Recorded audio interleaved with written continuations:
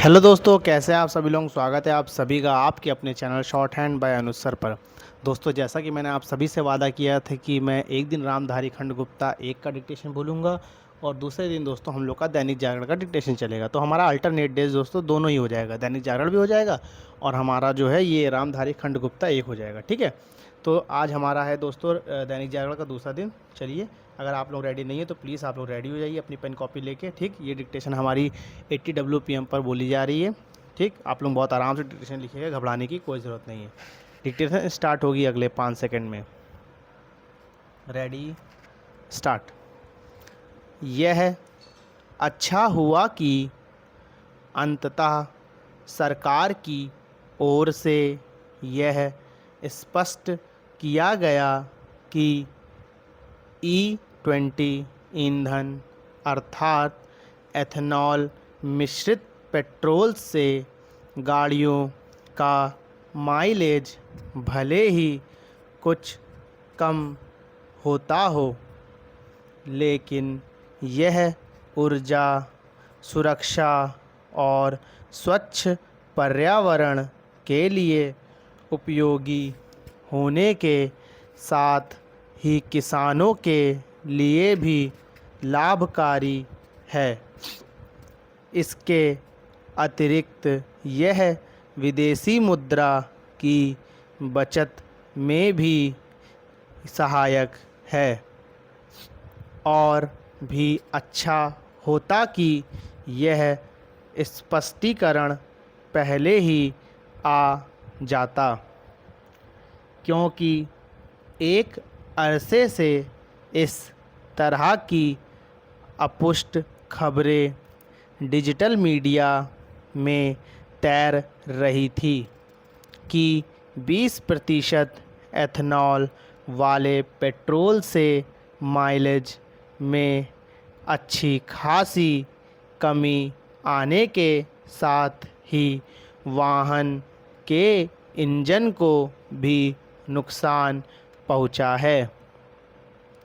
कुछ लोगों ने तो ऐसे फर्जी वीडियो शेयर किए कि E20 पेट्रोल से उनकी गाड़ी बीच रास्ते में बंद हो गई।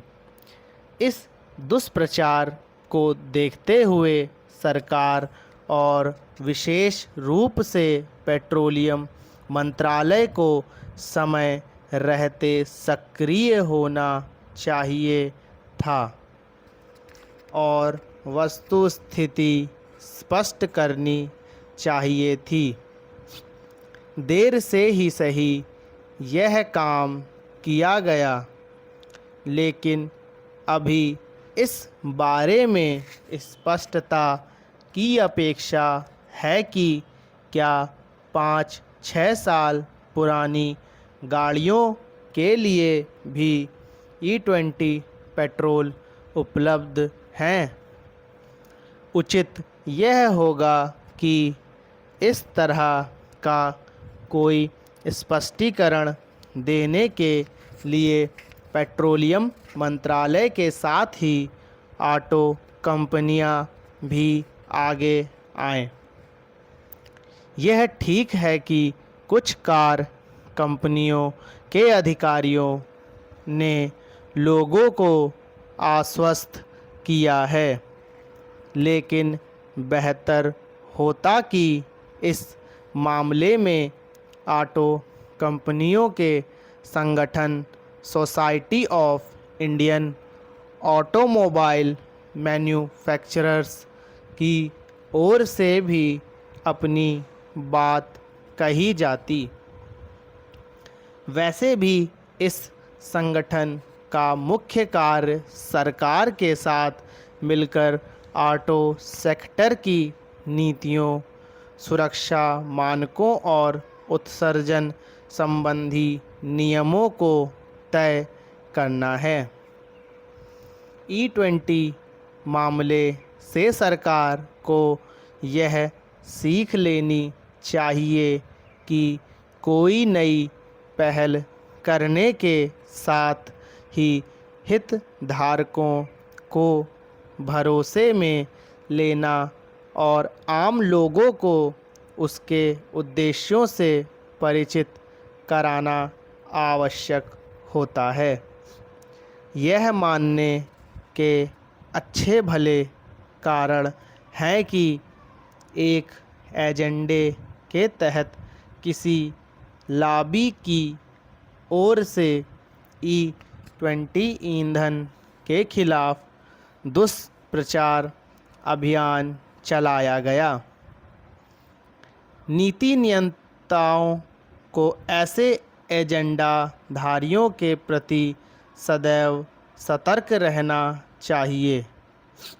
यदि यह पहले दिन से ही स्पष्ट होता कि E20 ईंधन से माइलेज में महज 3-4% की कमी आती है और इसके इस्तेमाल से इंजन पर कोई विपरीत प्रभाव नहीं पड़ता, तो शायद एथेनॉल मिश्रित पेट्रोल के खिलाफ दुष्प्रचार करने वालों को सक्रिय होने का अवसर ही नहीं मिलता। आखिर इसके पहले E10 पेट्रोल का उपयोग हो ही रहा था और उसे लेकर कोई शिकायत भी नहीं थी। इस तथ्य की भी अनदेखी ना की जाए कि विश्व के कई देशों में पेट्रोल में 20% एथेनॉल मिलाया जाता है। ब्राज़ील तो बायोफ्यूल के मामले में वैश्विक लीडर है। यहाँ सामान्य पेट्रोल में 27 से 30% तक एथेनॉल मिलाया जाता है। धन्यवाद दोस्तों। आप सभी को डिक्टेशन कैसी लगी? अगर डिक्टेशन अच्छी लगी तो प्लीज़ कमेंट करिएगा, ठीक है। और आप लोगों क्या गलतियों से घबराइएगा नहीं, क्योंकि एक बार गलती करेंगे उसका फिर प्रैक्टिस करें, फिर दोबारा करिए, आपकी देखिए गलती धीरे धीरे कम होती चली जाएगी, ठीक।